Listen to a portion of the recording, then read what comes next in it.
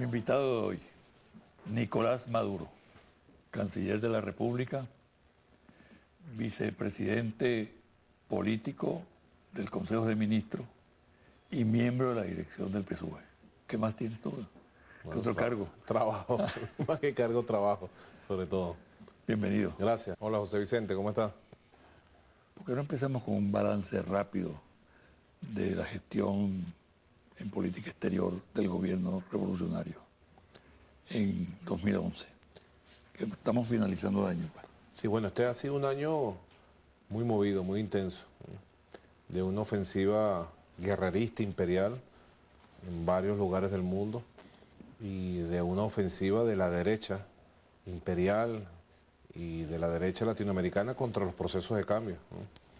Donde el ALBA ha tenido que salir desde temprano, empezando este año, a fijar posiciones con mucha claridad, con mucha valentía y mucha fortaleza moral y política frente a la agresión contra el pueblo de Libia, que lamentablemente terminó en una ocupación militar, la destrucción, el asesinato de más de 60.000 libios, el asesinato del líder Muammar Gaddafi. Bueno, y todos los escenarios de guerra que hoy están montando contra el pueblo de Siria, contra el pueblo de Irán.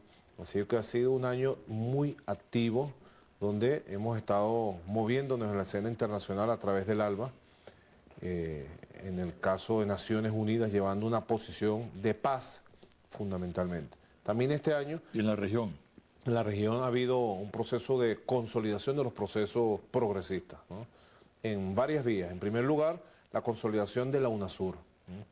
Este año se designó la Secretaría General en una fórmula especial que convenimos aquí en Sudamérica, donde la compatriota María Emma Mejía ha ocupado la Secretaría General por este primer año, y el próximo 10 de mayo el compatriota Ali Rodríguez Araque completará el ciclo de esta Secretaría General de UNASUR, que ha permitido dinamizar altamente todo el proceso de consolidación de UNASUR.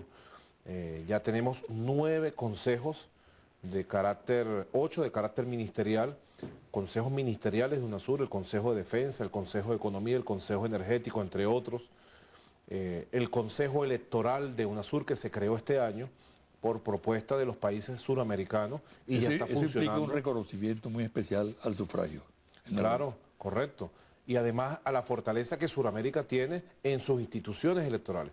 Ahí hay que decirlo, José Vicente, el Consejo Nacional Electoral de Venezuela y sus rectoras han jugado un papel estelar en el proceso de unificación, de articulación de los organismos electorales de la región.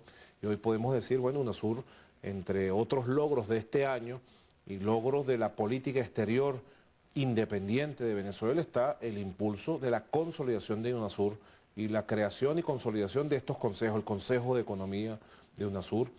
El próximo 3 de diciembre, en el marco de la cumbre de la Comunidad de Estados Latinoamericanos y Caribeños, UNASUR se ha puesto de acuerdo, su presidencia pro tempore, encabezada por el presidente Fernando Lugo, la Secretaría General, María Emma Mejía, y el presidente Hugo Chávez, de convocar el mismo 3, muy temprano en la mañana, a una cumbre presidencial de UNASUR para hacer un balance de los avances de este año y trazar las líneas fundamentales de las acciones que UNASUR debe abordar durante el año 2012. ¿Cuántos jefes de Estado asistían?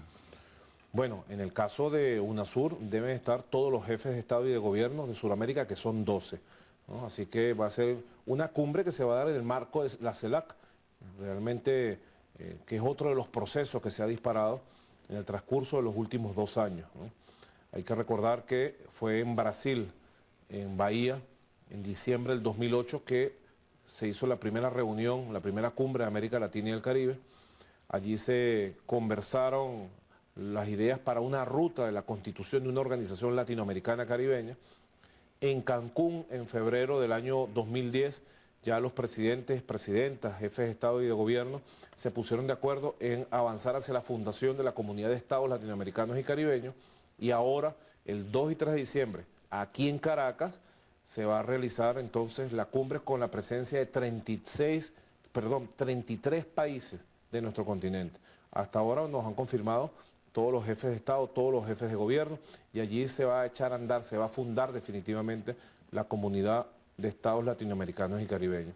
Yo podría decirte, con la pregunta que tú has iniciado esta conversación, que el año 2011 es un año que hemos enfrentado dificultades, riesgos, amenazas, una política guerrerista, la crisis que está viviendo moral, económica, el norte del mundo, Europa, Estados Unidos, pero también hemos enfrentado grandes avances, hemos afrontado y asumido grandes avances en nuestra región latinoamericana caribeña, que comienza a consolidarse como una región, como un bloque poderoso de países que están trabajando por su estabilidad social, por su prosperidad económica y su fortaleza política.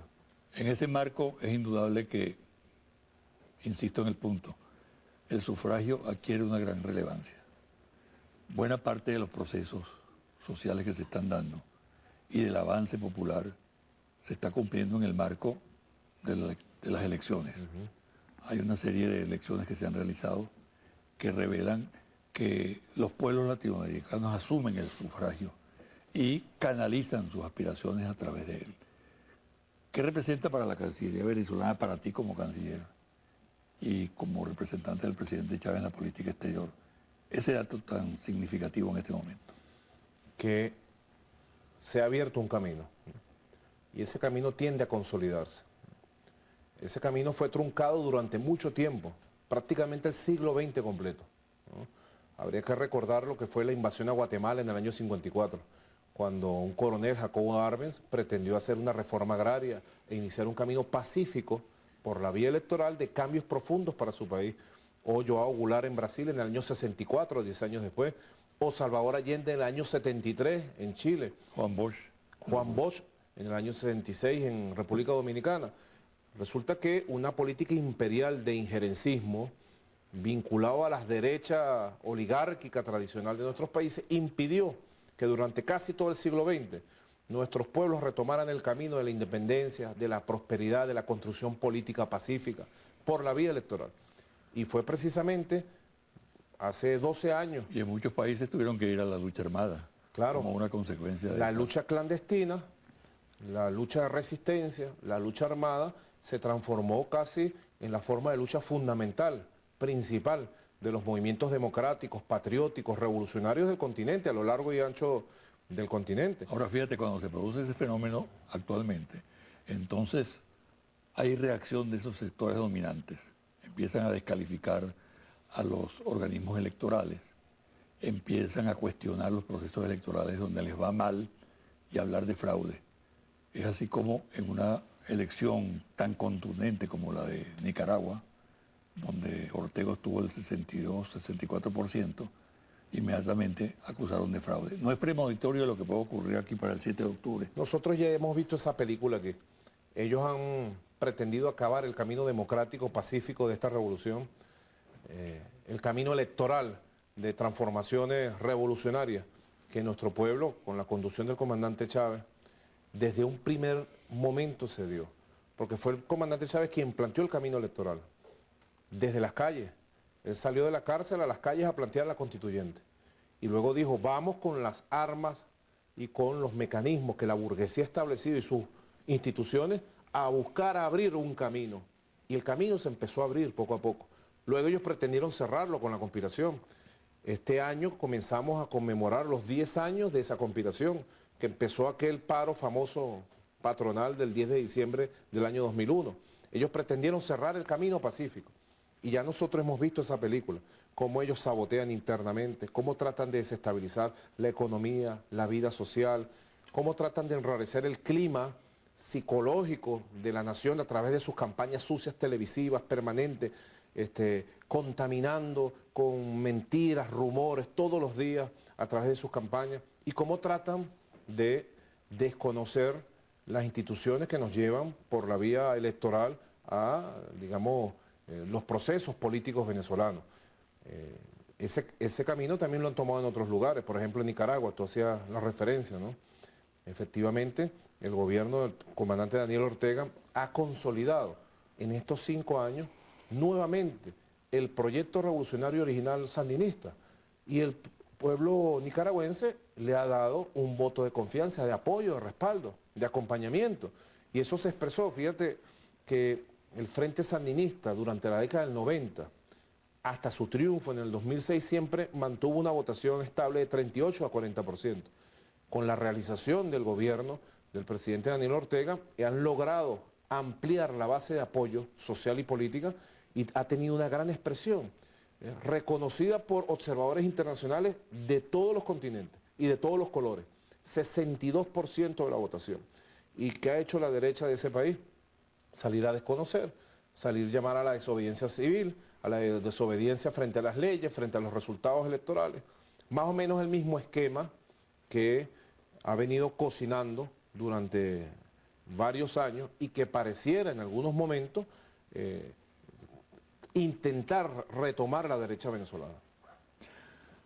Hay un perfil regional propio hoy en día, apuntalado en el pueblo, procesos electorales, donde el movimiento popular avanza, se profundizan los cambios sociales en la región.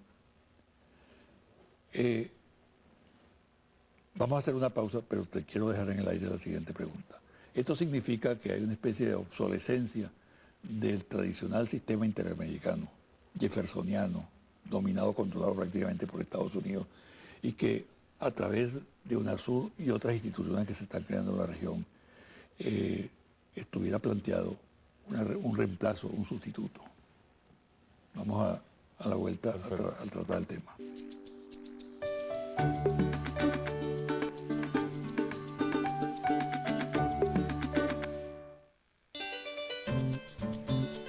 Ha sido una mejoría notable, la avenida ahora está bastante fluida, no sea ese tránsito, no hay ese poco de camioneta estacionada por allí. Además es que es un punto de referencia aquí, donde hay un orden, donde no hace ni cola, sino tiene la camioneta esperándote.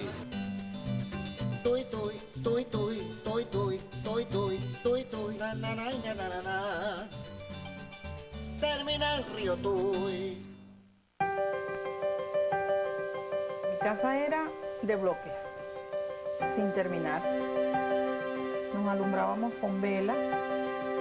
Con el agua fue bastante difícil, muy difícil. Caleteábamos agua como mula y ponían dos tobos, uno de cada lado, y se montaba en el hombro y jarreaban el agua. No tenía lavadora, no tenía nevera, no tenía muebles, no tenía nada, o sea, televisores ni pendientes. Antes uno por temor, uno no hablaba, uno no pedía, uno no exigía, uno no tenía derecho a nada.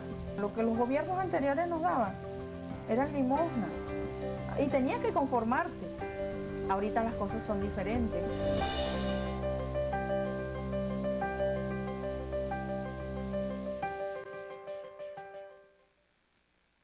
El PSV se financia con el aporte voluntario de sus militantes. Únete a la jornada Un Día de Salario por la Revolución. Desde el 15 hasta el 30 de noviembre, depositando en las diferentes cuentas del PSV que encontrarás en la prensa nacional y en la página web del partido. También podrás colaborar a través de mensajes de texto.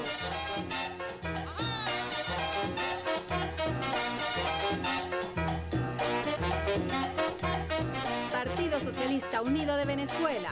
Viviremos y venceremos.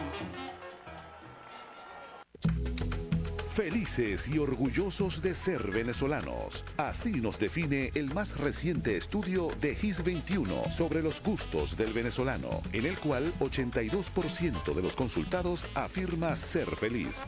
60% responde que prefiere vivir en Venezuela antes que en cualquier otro lugar del mundo. Y más del 90% dice estar orgulloso de ser venezolano.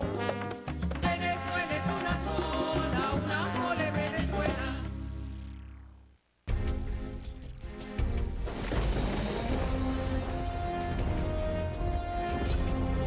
Los pueblos de nuestra América comparten una historia, un destino que nos une. Cumbre de la Comunidad de Estados Latinoamericanos y Caribeños, CELAC, el camino de nuestros libertadores. Mientras en Colombia, Brasil, Argentina, Ecuador y Bolivia, un pantalón de una reconocida marca no supera los 120 bolívares al cambio. En Venezuela, los especuladores lo venden por encima de los 700 bolívares. Esto representa un 100% de especulación. Ley de costos y precios justos para que gane el pueblo.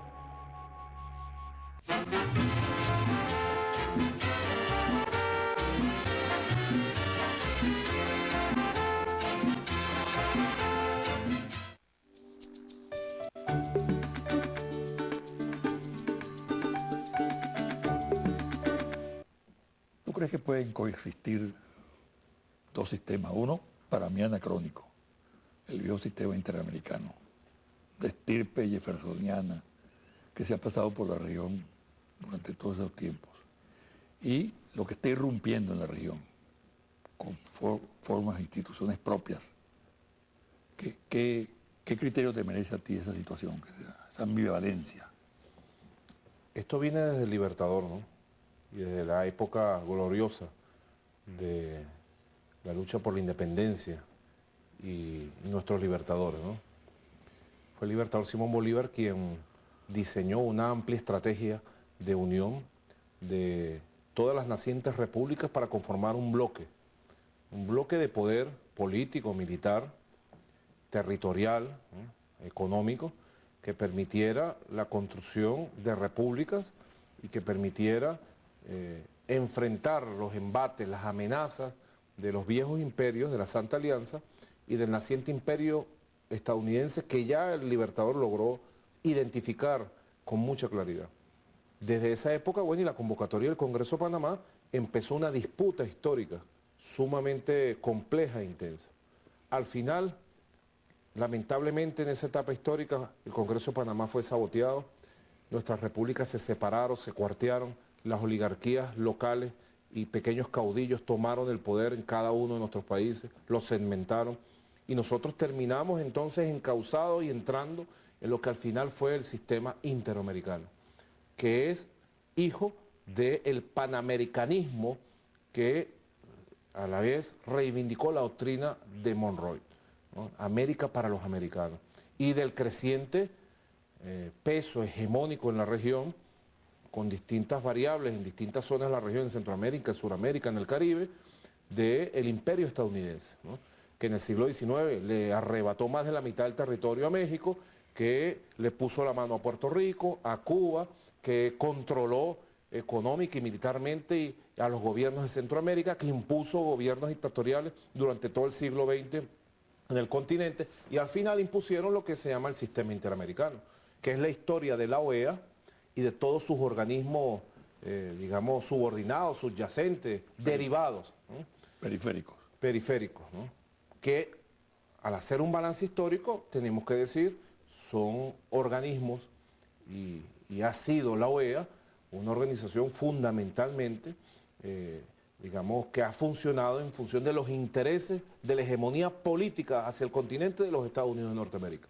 El balance que se haga de 60 años se podrá ver, ¿no?, la historia de cada país latinoamericano y cuál fue la conducta de la OEA para legitimar golpes de Estado, masacres, intervenciones militares, etcétera, etcétera. Quizás en los últimos años, por el mismo surgimiento de estas corrientes independentistas, patrióticas, populares, revolucionarias, con nuevos liderazgos, con nuevos presidentes y presidentas, el cambio de la correlación de fuerzas en el continente, que la OEA quizás fue contenida y comenzó a cambiar en algunos de sus aspectos. Pero lo que sí es muy importante, que tú lo preguntabas, es que está surgiendo desde las propias entrañas de Sudamérica y de América Latina un nuevo sistema de integración, de unión. Sudamérica, ya podemos decir, tiene las bases fundamentales de un sistema suramericano para su integración en todos los aspectos de la vida social, económica, política. Ya están los elementos fundamentales. Tenemos 9 consejos de carácter ministerial que están trabajando para planes específicos para la integración de la infraestructura, la economía, la energía, para enfrentar el problema de la pobreza y la construcción de la igualdad.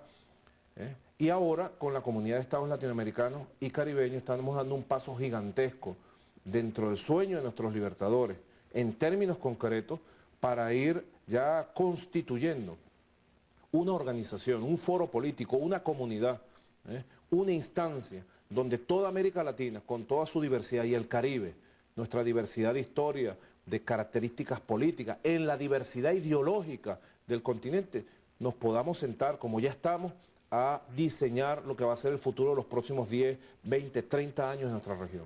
Sin tutelajes. Sin tutelaje y además con la fuerza de la nueva independencia que ha surgido de los procesos de cambio. Uno de ellos, que tenemos que decirlo, ¿no?, desde Venezuela, que ha sido un proceso marcador del surgimiento de estas ideas independentistas de esta época, es la Revolución Bolivariana encabezada por el comandante Chávez. Todos estos proyectos del presidente Chávez los está hablando desde el primer día, bueno, que prácticamente que los conocimos, desde el mismo 4 de febrero del 92, desde la época de la cárcel, desde la salida el 26 de marzo del 94 a la calle, desde el primer día de su asunción como presidente, el proyecto de unir Suramérica, el proyecto de unir toda América Latina y el Caribe, y además se fueron sumando, fueron agregando, integrando nuevos liderazgos propios, naturales, de la idiosincrasia y de la vida de nuestros pueblos. Por un lado Lula, Kirchner, ahora la presidenta Cristina, la presidenta Dilma, los sandinistas, Ecuador, Bolivia, y bueno, también fueron surgiendo desde las corrientes distintas de centro derecha, de derecha, también propuestas interesantes que han logrado que hoy tengamos la posibilidad cierta, el próximo 2 y 3 de diciembre, de ver el nacimiento aquí en Caracas de un hecho histórico, la comunidad de estados latinoamericanos y caribeños, que sin lugar a dudas está dentro del camino que señalaron los libertadores.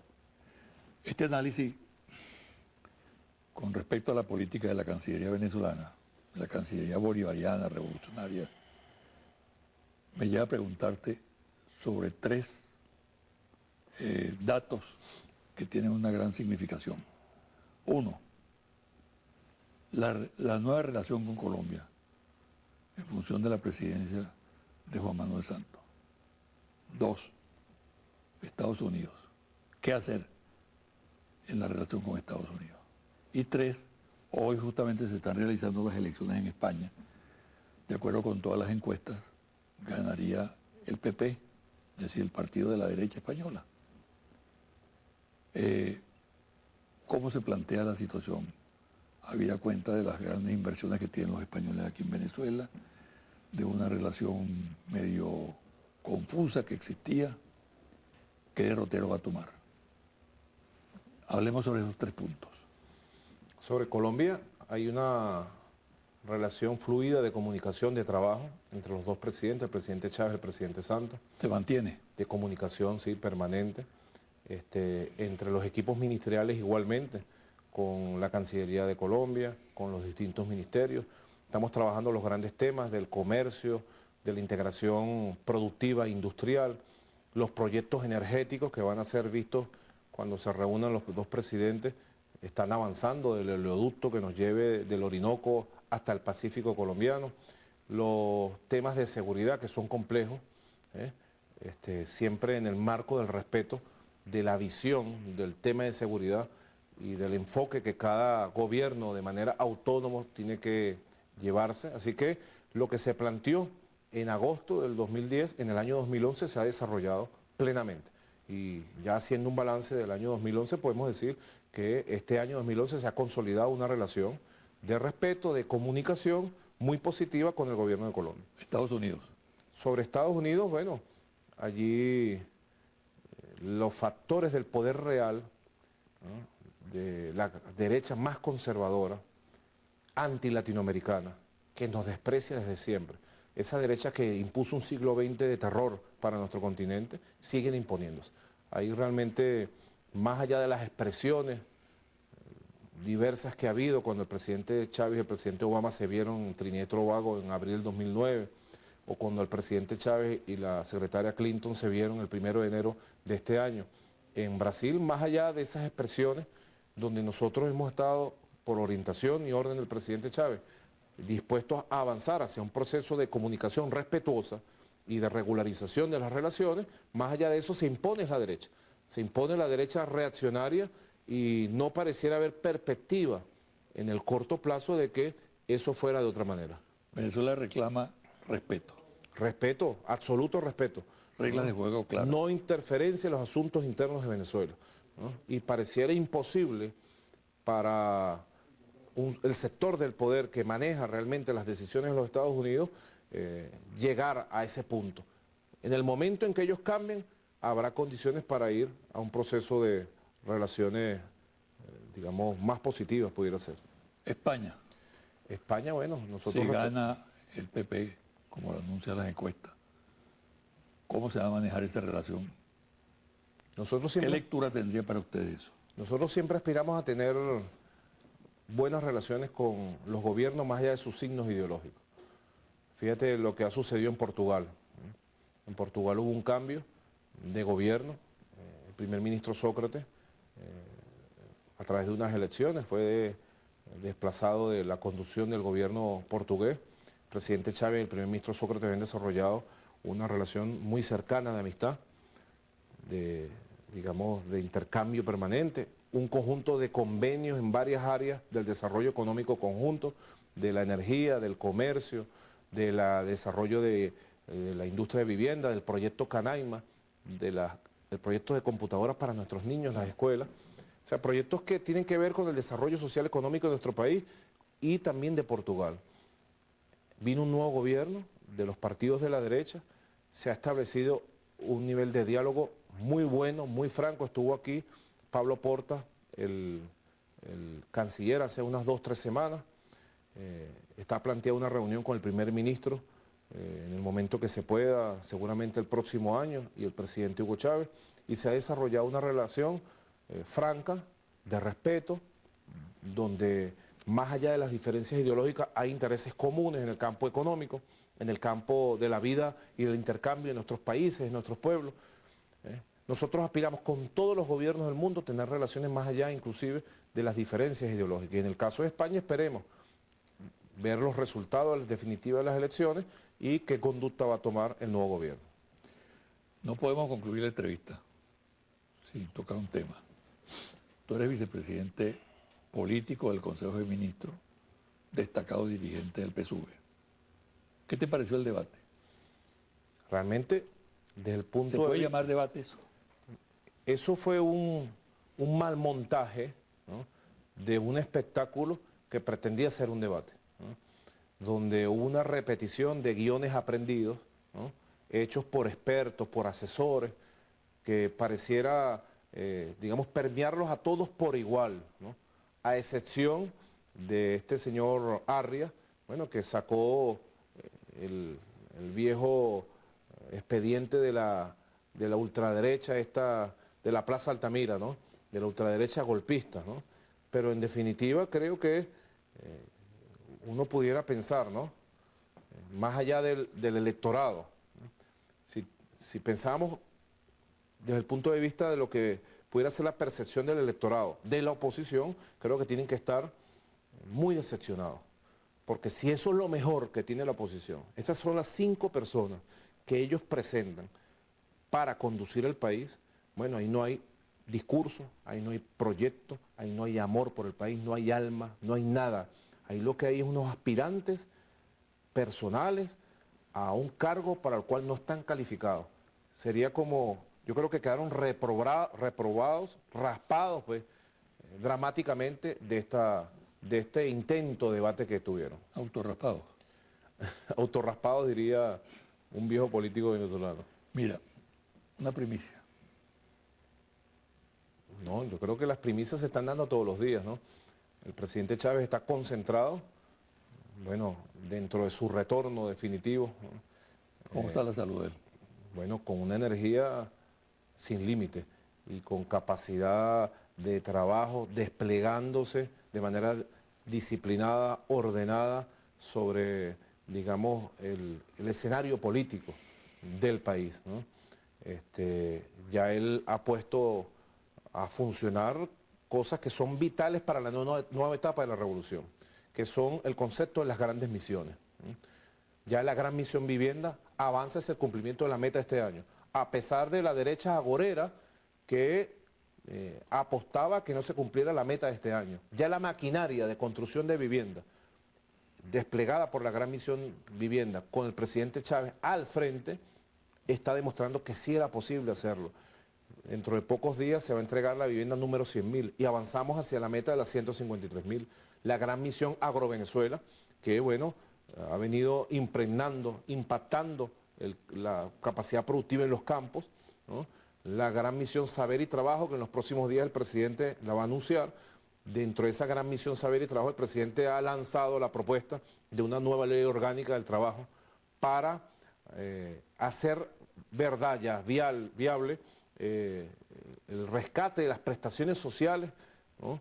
Y el concepto de protección de la antigüedad y la cesantía de los trabajadores que nos robaron en el año 97 producto del paquete neoliberal del gobierno de entonces, ¿no? Esto ha sido realmente una gran noticia y ya hay equipos trabajando dirigidos por el propio presidente Hugo Chávez para la presentación y aprobación por vía de ley habilitante de una nueva ley orgánica del trabajo. Y además el presidente viene articulando una gran misión de carácter social, de protección de los más pobres, de los más débiles, para ir a luchar ya definitivamente con políticas repotenciadas en función de superar esos niveles de pobreza que quedan como bolsones allí en las principales ciudades y campos del país.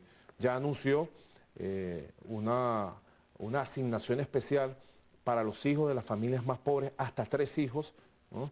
Que podría proteger a esos sectores más necesitados de la población. Vamos en la búsqueda de ellos, en su protección.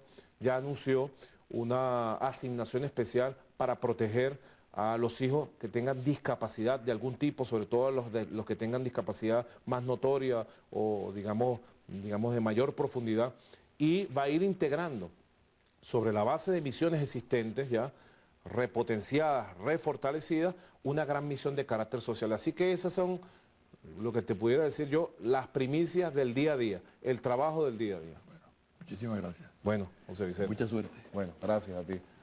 Una pausa y al regresar los confidenciales.